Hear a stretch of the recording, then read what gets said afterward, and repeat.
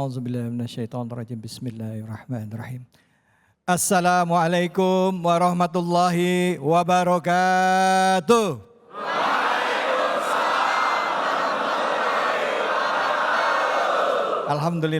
Alhamdulillahirabbil alamin. Puja dan puji mari kita panjatkan atas kehadirat Allah Subhanahu wa taala. Tidak lupa kita berikan salawat dan salam kita kepada junjungan kita manusia yang mulia Nabi besar Muhammad sallallahu alaihi wasallam beserta keluarga, sahabat dan umatnya yang setia hingga akhir zaman. Alhamdulillah hari ini kita kembali lagi bersilaturahim dalam program kesayangan kita semua yaitu Cahaya Hati Indonesia.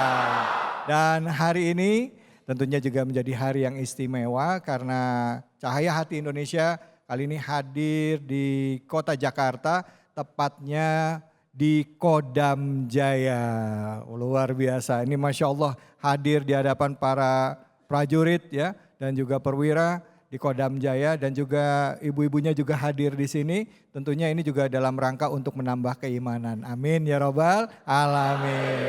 Baik, untuk tema kali ini yang akan kita bahas adalah mengenai membela negara sebagai kewajiban. Tapi sebelum saya masuk ke tema, saya akan memperkenalkan dulu dan juga izinkan saya mengucapkan salam hormat dan takzim saya kepada guru-guru kita yang sudah hadir bersama-sama dengan kita.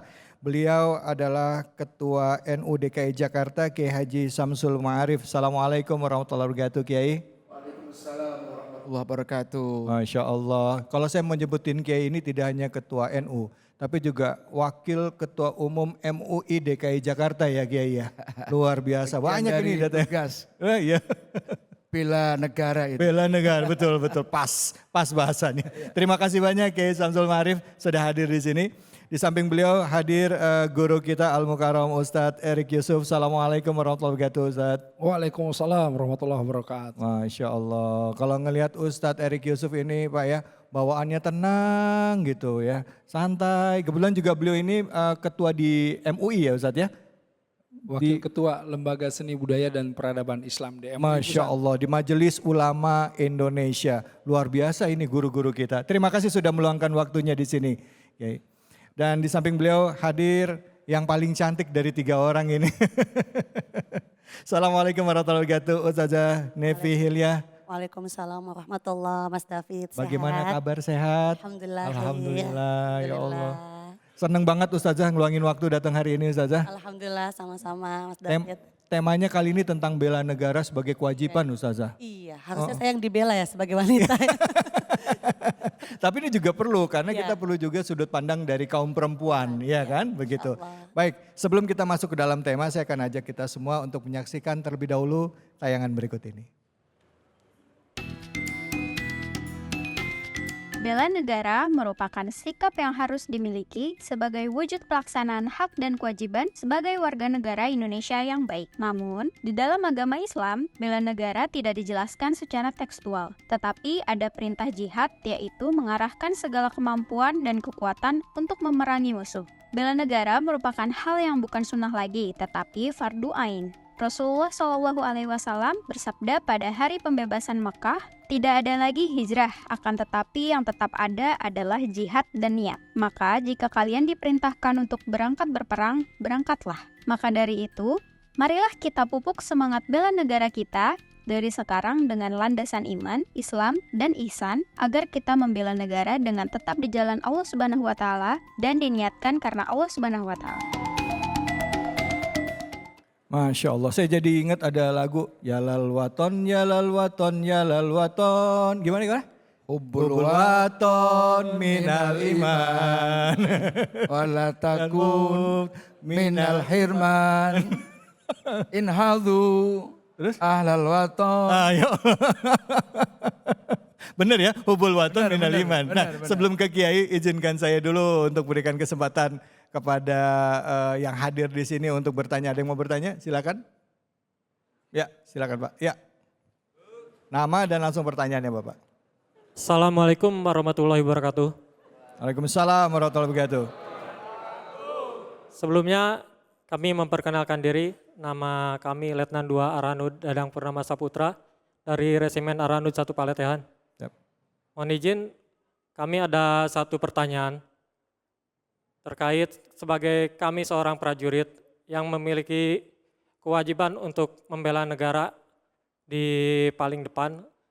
Akan tetapi di sisi lain kami memiliki keluarga yang harus ditinggalkan dalam melaksanakan dinas ataupun tugas. Pertanyaan kami, bagaimana agar kami cara untuk istiqomah dalam menjalankan dua kewajiban tersebut. Demikian.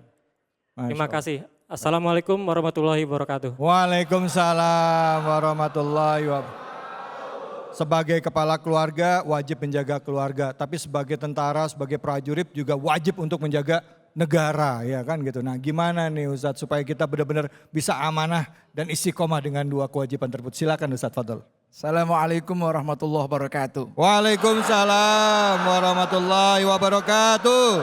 Ini pertanyaan bagus sekali ini. Jadi bela negara ini adalah amanat Undang-Undang Dasar. Tidak hanya sekedar itu, tapi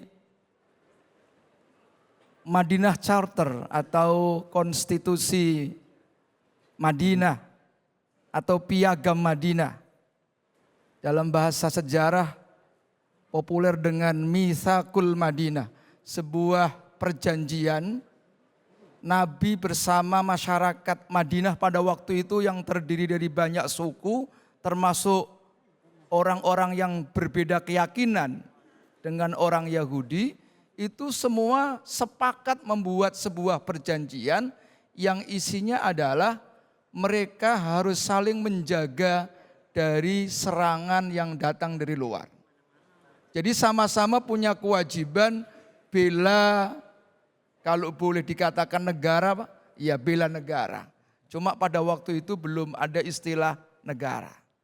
Nah, pertanyaannya bagaimana ketika satu sisi seorang prajurit punya kewajiban untuk membela negara.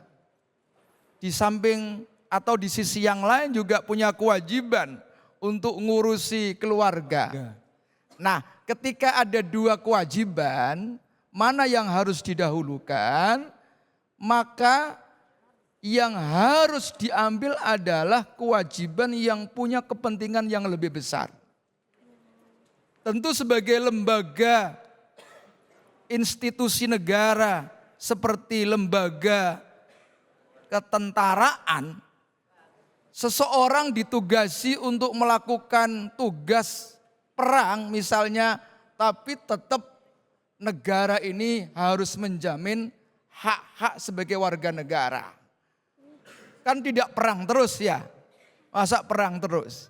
Jadi tentu satu sisi ya diberikan kewajiban melaksanakan perang misalnya, bela negara, tapi sisi lain juga punya hak untuk ya hidup keluarga. Nah, hidup keluarga bapak punya kewajiban kepada anak istri. Hanya momen-momen tertentu saja, yaitu harus mendahulukan kepentingan yang lebih besar, yaitu datang membela negara. Nanti bisa di waktu-waktu yang lain urusan keluarga kan masih banyak waktu, enggak usah takut. Kecuali sudah tidak ada waktu lagi kan, waktunya masih luas. Insya Allah dua-duanya adalah mulia di hadapan Allah Subhanahu wa Ta'ala. Baik, alhamdulillah. Terima kasih banyak Ustadz, silakan Ustadz Erik. Baik. Assalamualaikum warahmatullahi wabarakatuh. Waalaikumsalam warahmatullahi wabarakatuh. Ini gembira nih saya kalau di hadapan para prajurit, perwira-perwira ini jadi semangat kita nih Kiai ini ya. Alhamdulillah. Jadi kalau tadi Kiai Samsul membahas tentang masalah bela negaranya, tapi di akhir bicara masalah keluarga. Saya mau lihat dari sini aja. Ada fikih sebetulnya ya. Kalau kita lihat dari Ibnu Qudamah ya, diriwayatkan oleh Imam Ahmad, bahwa berapa lama sih sebetulnya ya seorang suami, pemimpin keluarga itu bisa meninggalkan rumah. Wah kan begitu kan. Jadi menurut beliau berapa lama? Tahu berapa lama? 6 bulan. 6 bulan, makanya kalau tentara-tentara istrinya harus ikut semua ya kan. Jadi begini, kisahnya itu Umar bin Khattab radhiyallahu an ketika beliau kan selalu belusukan, selalu inspeksi ya, berkeliling. Kemudian suatu hari beliau bertemu dengan seorang wanita yang kemudian suaminya sedang kemudian bepergian, begitu. Nah, saking lamanya bepergian, wanita ini kemudian kesepian dan berpuisilah kurang lebih begitu. Nah, kemudian sahabat Umar ini mendengarkan dan merasakan kesedihan itu. Dari sana beliau langsung buru-buru pulang, tanya sama putrinya Hafsah. Berapa lama sebetulnya seorang wanita bisa menahan untuk tidak bertemu atau bergaul dengan suaminya? 4 sampai 6 bulan. Nah, karenanya sahabat Umar bin Khattab radhiyallahu an pada saat itu langsung, jika seandainya saya juga mengirimkan atau berperang ya melawan musuh, kami akan kemudian menentukan waktu durasi terlamanya 6 bulan dan itu harus pulang dulu atau berganti shift selama itu. Nah, jadi intinya kalau seandainya ada tugas ya, tidak boleh lebih tidak bertemu dengan istri itu 6 bulan. Nah, tapi kan kita kan bisa dalam waktu misalnya 2 bulan berkunjung misalnya ya. Atau yang lagi tugas di luar kota. Kalau tentara-tentara saya tahunya, pahamnya saya itu istri harus ikut kan begitu. Kalau tidak ikut ya itu masih ada waktu berapa bulan untuk kemudian bertemu. Tidak boleh lebih dari 6 bulan. Nah itu agar supaya apa? Agar supaya yang namanya tadi bela negara fokus untuk nanti bertugas di battlefield atau di lapangan atau di satu daerah itu bisa fokus. Karena lebih dari situ nanti lagi menjaga fokus begini tiba-tiba rindu lihat tiang listrik seperti istrinya kan gitu kan. Lihat Udah menghayal. lihat aduh gitu. Lihat pohon semua seakan-akan langsung harum pohon itu tiba-tiba seperti harum istrinya gitu. Nah, nanti nggak fokus, kocar-kacir pasukan kan begitu ya. Nah, jadi insyaallah mudah-mudahan kalau kita lihat semuanya, kalau di sini lain, di sini fokus semuanya ya kan. Fokus, insya Allah ya kalau ditugaskan ke daerah pasti fokus kan? Fokus. Insya Allah. Ingat istri kita, jangan lihat istri orang. Nauzubillah min dzalik. Kurang lebih seperti itu insya Allah. Baik, terima kasih banyak Ustadz Erik. Lagian juga Ustadz kalau kelamaan 3 bulan ya kan, pas nyampe di rumah anaknya manggil om. Udah kelamaan. Udah gak kenal. Om, siapa ini? Masya Allah. Baik, terima kasih banyak Ustadz Erik. Di samping Ustadz Erik sudah hadir Ustazah Nevi Hilya. Ustazah, dari sudut pandang perempuan melihat tema membela negara. Karena biasanya kalau bicara bela negara nih identik dengan kaum laki-laki ya kan. Nah kalau kaum perempuan partisipasinya seperti apa nih Ustazah? Silakan Ustazah. Izin senior Ustadz. Bismillahirrahmanirrahim. Assalamualaikum warahmatullahi wabarakatuh. Waalaikumsalam warahmatullahi wabarakatuh. Kenceng ya, kaget, semangat, alhamdulillah. Kalau dalam perspektif perempuan, wanita gitu, membela negara, laki-laki identik ya Mas David. Tetapi perempuan yang ditinggalkan pun juga harus membela aifahnya, membela kehormatan dirinya. Makanya perempuan-perempuan akhir zaman apabila tadi kan maaf Pak Ustadz bilang kalau bisa ikut, nah kalau nggak boleh ikut dari aturan dari atasan kan kita nggak bisa ngajak ya. Padahal pengennya diajak, itu gimana perempuan dalam membela dirinya gitu. Makanya akhir zaman itu dikatakan oleh ulama perempuan itu membela diri dengan 2 hal. Yang pertama adalah iffahnya, kehormatan dirinya. Izzahnya, kedudukan dirinya. Artinya derajatnya dia dihormati, dimuliakan oleh dirinya. Oleh karenanya kita ambil dari segi istiqomah itu memang berat.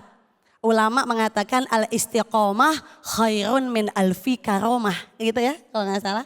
Istiqomah itu lebih baik daripada 1000 karomah yang dimiliki. Ada perempuan bisa masak juga, bisa nyuci juga. Bisa nyuci, bisa jualan juga. Bisa jualan semuanya. Bisa jahit juga.